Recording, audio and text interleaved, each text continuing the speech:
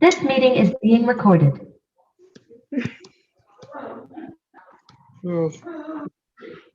Okay. Good afternoon, everyone. So today I am going to read a Dr. Seuss book is because tomorrow is Dr. Seuss's birthday.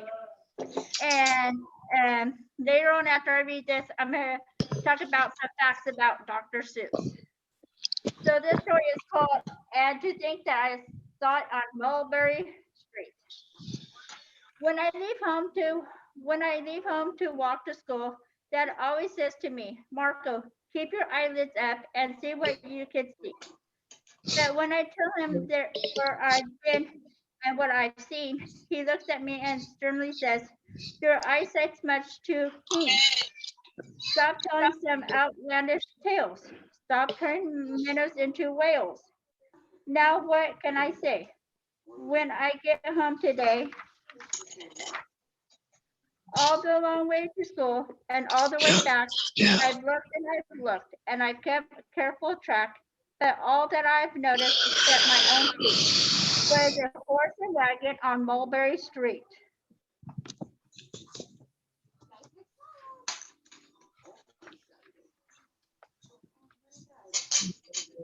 There's nothing to tell of that won't do, of course, just a broken down wagon that's drawn by a horse. That can't be my story. That's only a start. I'll say that a zebra was pulling that cart. And that's a story that no one can beat when I say that I saw it on Mulberry Street.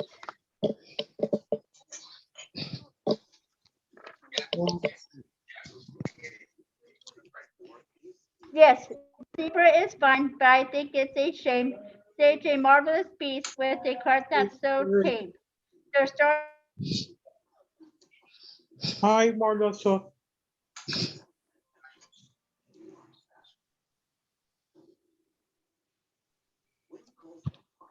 would really be better to hear if the a golden blue chariot something. And no, it won't do at all. A zebra too small. A reindeer is better. He's fast and he's fleet. And he'll like mighty smart on old Mulberry Street.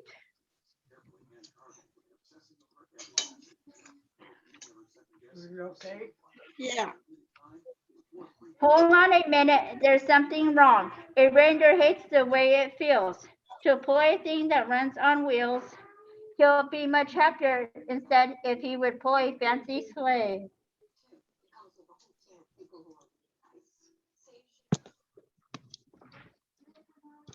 A reindeer and sleigh. See, something could think of that.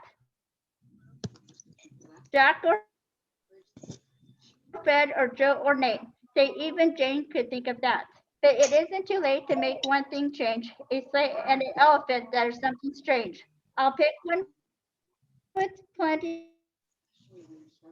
of power and size. A blue one, a little more. Don't have Ralph and Ruby's perched high on the throne. Say, that makes a story that no one can beat. When I say that I saw it on Mulberry Street.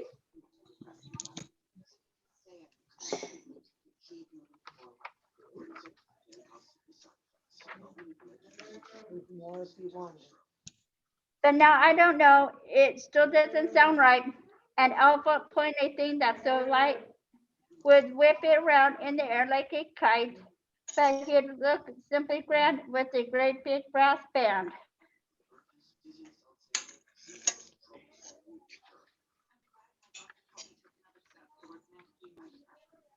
A band that's no good should have someone to hear it, but it's going too fast that it's hard to keep near it.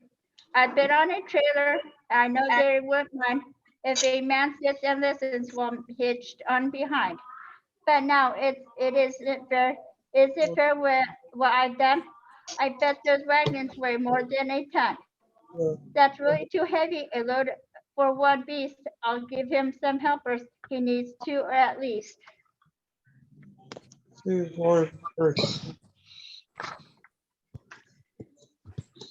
But now what worries me is this.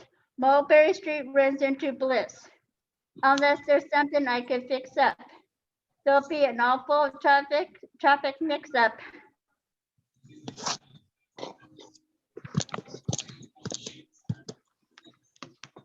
It's 12. It takes police to do the trick, to guide them throughout their traffic stick. It takes police to do the trick. They'll never crash now. They'll race at top speed with Sergeant Mulberry himself in the lead.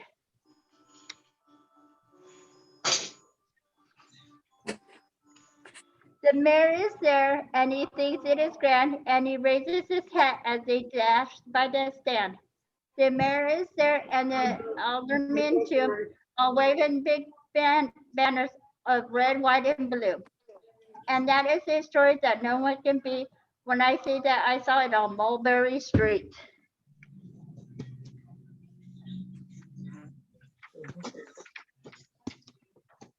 With the roar of its motor, an airplane appears and dumps out confetti while everyone cheers. And that makes a story that's really not bad, but it still could be better. Suppose that I add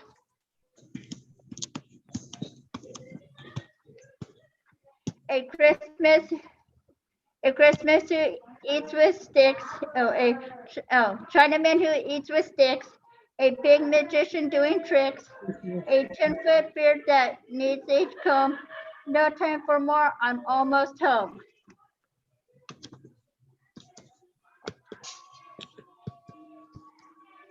Almost. Hi, Marlissa. I swung around the corner and dashed through the gate. I ran up the steps and I felt simply great. And for I had a story that no one could beat, and to think that I saw it on Mulberry Street.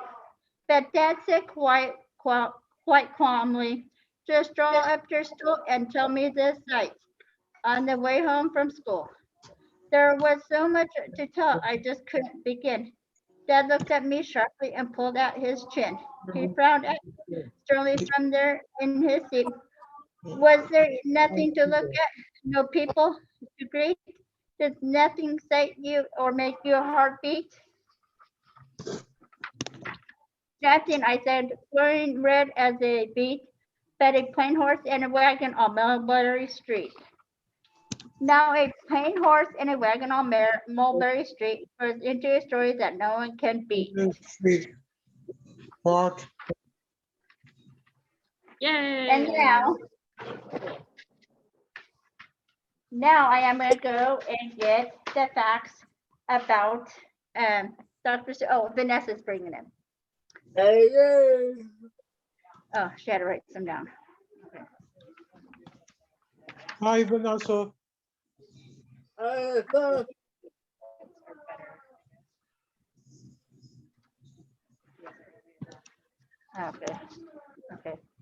Okay, here's some facts about Dr. Seuss. Vanessa just said that he really wasn't a doctor. He just gave him that name. Okay, first one is, he often came up with story ideas by drooling. Doodle. No, it's drooling. Okay. His friends, number two, his friend bet that he wouldn't write a book with just 50 different words, and so Green Eggs and Ham was born.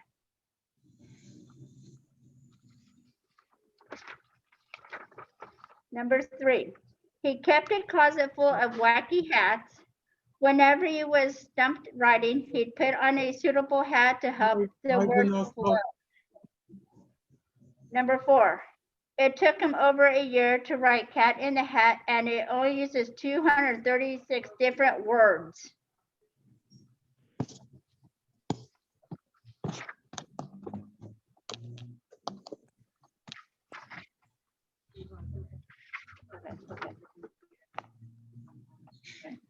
His full name was Theodore Seuss Giesel, but his friends called him Ted. Okay. 6. He published 44 picture books before he died in 1991. Hi, Vanessa. Okay. He wasn't really a doctor. Born Theodore Seuss Giesel, he began using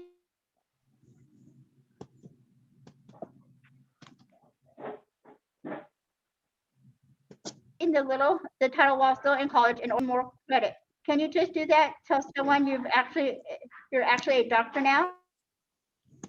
I can't really. Number 2, he wrote Green Eggs and Ham on a dare.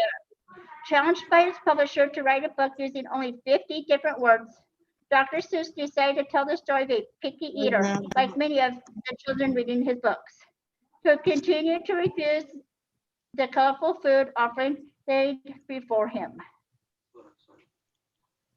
Number 3, he produced cartoons for the Army during World War II. As the commander of the animation department of the 1st Motion Picture Unit of the United States Army Air Force, he produced propaganda and training films, including one about a bumbling soldier named Private Snuff. Number 4, the Grinch movie was a flop at first. Number 4. No one of the most popular family holiday flicks. The movie was originally banned by critics at a variety despite Dr. Seuss teaming up with Looney Tunes legend Chuck Jones for the animation. Number 5. Excuse me. Yeah, Andres. Can I be excused? My Yeah, mom is calling me. Yeah, you can go, Andres. Okay. Bye, you guys. I'll see you guys tomorrow. See you tomorrow. Number 5, he thought children's books were too boring. The mischievous part of The Cat in the Hat was inspired by what Dr. Seuss felt was boring over the simplistic Dick and Jane book stories. Rather than attempting Andre. to enforce morality lessons, Dr. Seuss embraced the chaos with his spectacular cat. 6, he was the first person to use the word nerd. He may have been first, although it meant something completely different. And if I ran the Zoom, instead of referring to a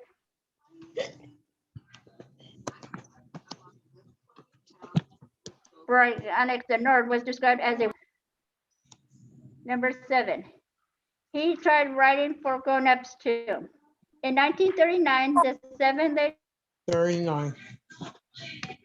More.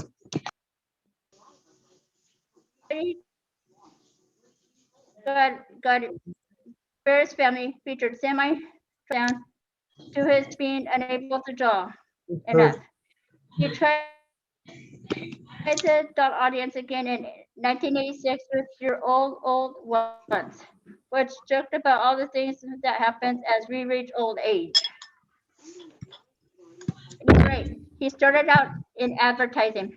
He was just as silly with his inventive drawings when his work originally appeared in clever ads for things like bug spray and motor oil, even similar creatures to those that would later appear in his books. Number 9, he had many imaginary children. Dr. Seuss never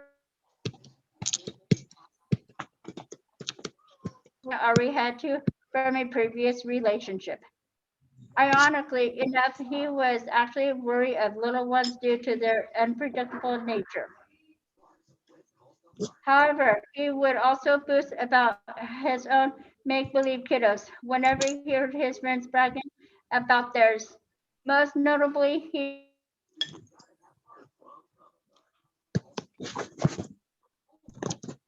referred to his fictional daughter who could make the most delicious oyster stew with chocolate frosting and flaming Roman candles.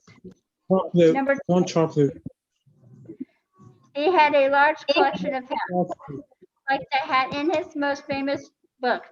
Dr. Seuss was a fan of Chapias and kept a rather large collection in a hidden area of his home. Reporters claim that he had over 300 hats at one point during his life. Number 11, he had a very clever response when asked about inspiration. Of course, the creative mind that brought to life so many wonderful characters would have entertained answers to one of the most asked questions. I get all my ideas in Switzerland near the Forca Pass.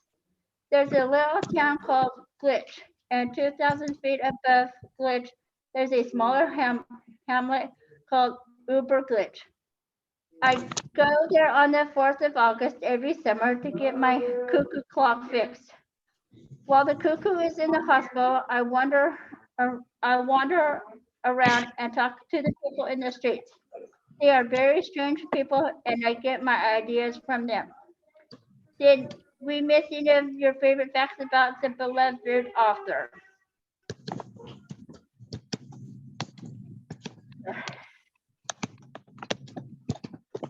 All right.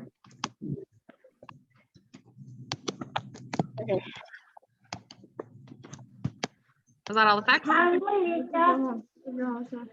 Amanda. All right. You guys want to? What?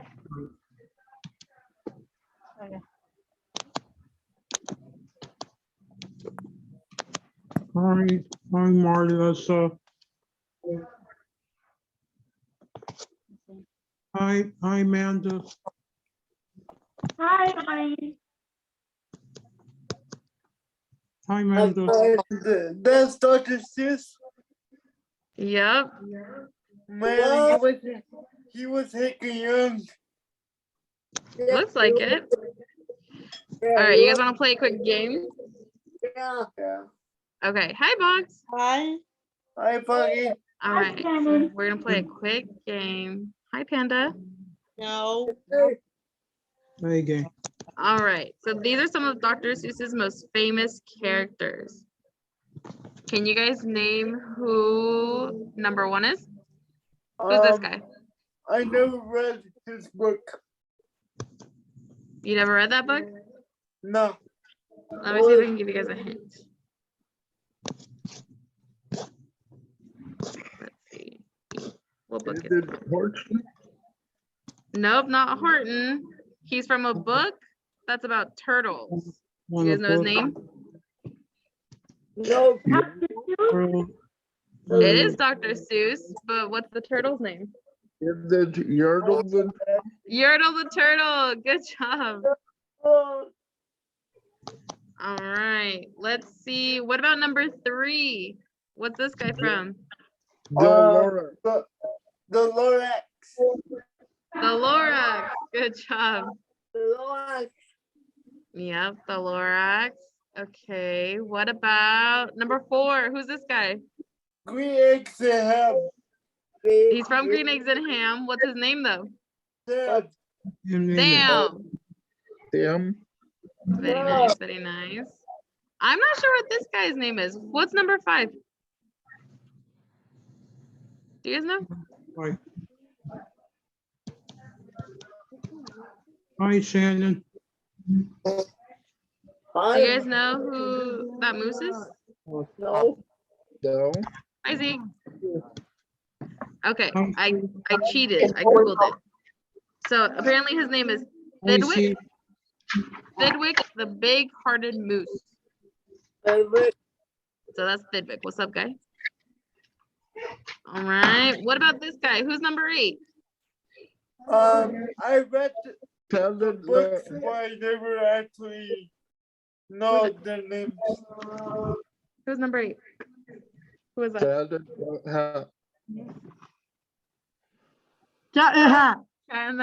Good job. Oh, I thought you were talking about. Teddy, I thought you were talking about number 6. What's up, Andres? I thought you were talking about number 6. All right. Who's number 6? No, I thought you were talking about them. I did not know you were talking about the kind of hat. Oh. All right, guys. What about number 9? Who's this guy? The Grinch. The Grinch. Number I like him. I'm surprised he's number 9. I thought he would be like the most popular. Hi, Kimberly. All right. What about number 10? Who's number 10? Hi, Kimberly. Horton. Horton? Yeah. What book is he from? Horton here's the Who. Horton Hears a Who. Good job. You guys are really good with Dr. Seuss. Who's your favorite one off this list? Do you know Horton? They made 2 books of him. Courtney's been in 2 books? Yeah, No, I didn't know that. yeah. My It's called favorite it's is called the one. Hoarded Hatches and Eggs. Oh. Who's your favorite, David?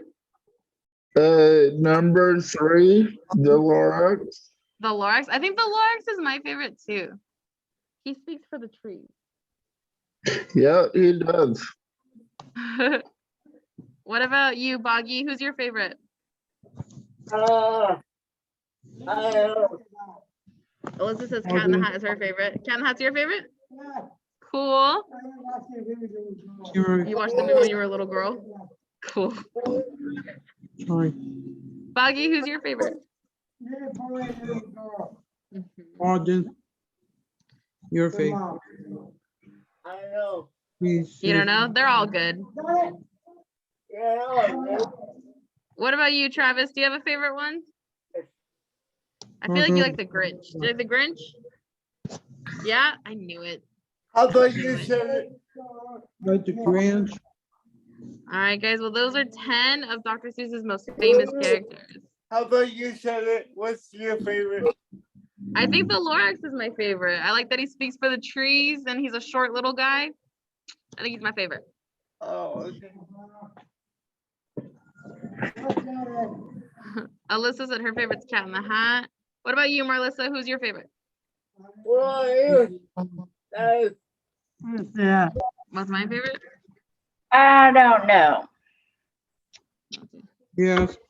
Oh, thing 1, thing 2. That's a good one. That one. The elephant's your favorite? Yeah. Oh, Alyssa changed her mind. It is no longer the Cat in the Hat. Her favorite is now Courtney. She was you.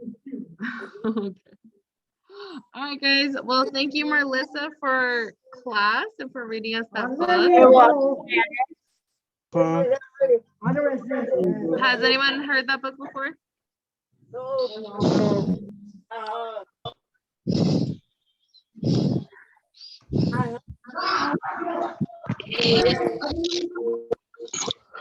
I don't